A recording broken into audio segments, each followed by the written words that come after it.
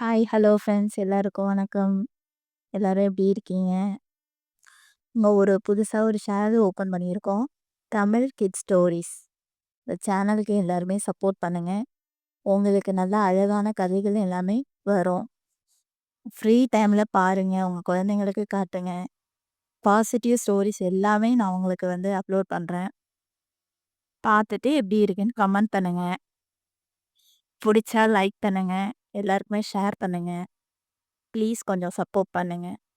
உங்களோட சப்போர்ட் இருந்தா மட்டுமே நான் கொஞ்சம் மேல வர முடியும். Please support me. இன்னைக்கு ஒரு குட்டி ஸ்டோரி சொல்றேன். எப்படி இருக்குன்னு எல்லாரும் பாருங்க. ஒரு ஊர்ல ஒரு தையல்காரர் இருந்தாரு. அவரு அழகான துணிகள் எல்லாத்தையும் தச்சு எல்லாருக்கும் குடுத்துட்டு இருந்தாரு. அப்ப அவருடைய மகன் அவங்க கடைக்கு சாப்பாடு எடுத்துட்டு வந்தாரு அவங்க அப்பாவுக்காக. எடுத்து குடுத்துட்டு அவனும் அங்க கொஞ்ச நேரம் உட்காந்து அவங்க அப்பா தைக்கிற துணிகள் எல்லாத்தையும் கவனிச்சுட்டு உட்கார்ந்திருந்தான்.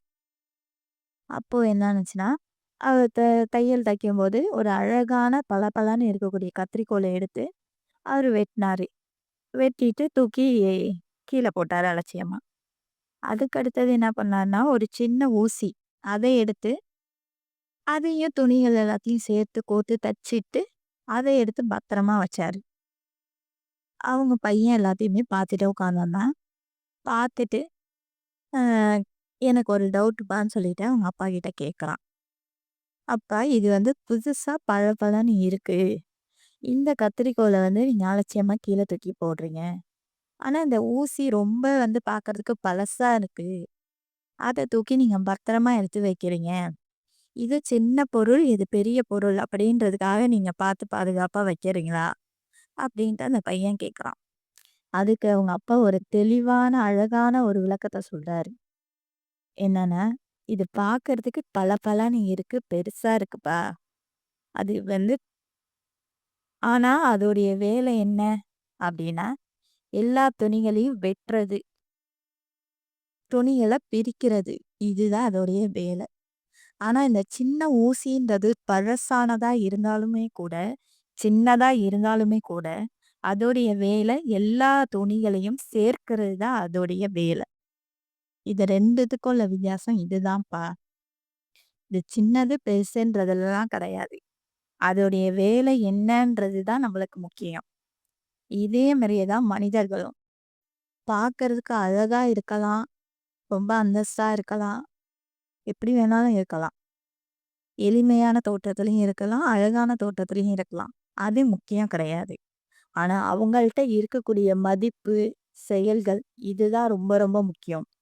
நம்ம எப்போதுமே ஒரு மனிதர பார்த்ததுமே நம்ம எடை போடக்கூடாது. இவங்க இந்த வேலைக்கு தகுதியா, இல்லையா அப்படின்ற நோக்கத்துல நம்ம பார்க்கக்கூடாது. அவங்க பார்க்கறதுக்கு எப்படி இருந்தாலுமே அவங்களுக்குள்ள நெறைய திறமைகள்லாம் ஒளிஞ்சிட்டு இருக்கும். அத வச்சு தான் நம்ம அவங்கள மதிப்பிடணும். இதுதான்ப்பா இதுக்குடையது அப்படின்னு சொல்லி முடிக்கிறாரு. அந்த பையனும் ஓகேப்பா, இப்ப எனக்கு தெளிவா புரியுது அப்படின்னு சொல்லிட்டு அவனும் வீட்டுக்கு கிளம்பிட்டான். அவங்க அப்பாவும் அவங்க தைக்கிற வேலைய பார்த்துட்டு இருந்தாரு. இந்த கதை மூலமா நம்ம என்ன தெரிஞ்சுக்கிறோம் அப்படின்னா, ஒரு மனிதனை வச்சு அவனை நம்ம லேசா எடை போடக்கூடாது. அவனுக்குள்ளேயே நிறைய திறமைகள் ஒளிஞ்சிட்டு இருக்கும். நல்ல செயல்கள் ஒளிஞ்சிட்டு இருக்கும். அததான் நம்ம இந்த கதை மூலமா சொல்ல வரோம். அதனால நம்ம எல்லாருமே எப்போதுமே நல்ல செயல்களை செய்வோம். நல்லதாவே செய்வோம். நல்லதே நடக்கும் நமக்கு. அப்படின்றது தான் இது மூலமா நான் தெரியப்படுத்துறேன் உங்களுக்கு. அவ்வளோதான் கதை முடிஞ்சிருச்சு.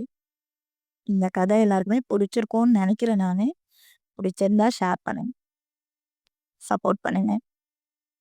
Bye friends.